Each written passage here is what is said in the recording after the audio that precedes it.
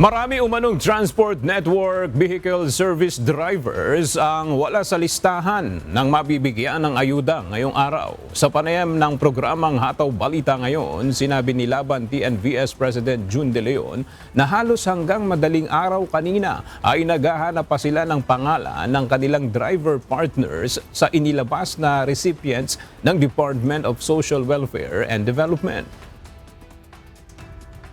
Alas 4 lang po tayo natulog dahil hinahanap din po natin yung pangalan ng ating driver, no?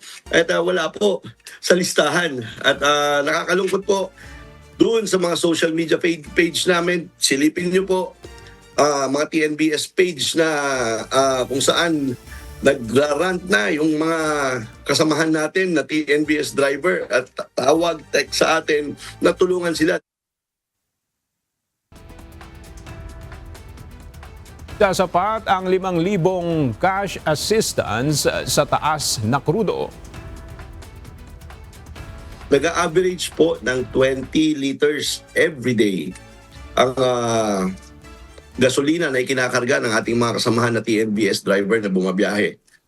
At kung kukumpitin po ito, ay megit kumulang 500 piso ang nawawala araw-araw sa ating mga TNBS driver. Yung 5,000 po, kung ito ay dadagdag po sa na lost ng ating mga kasamahan na TNBS driver, ito po ay pang isang linggo lamang.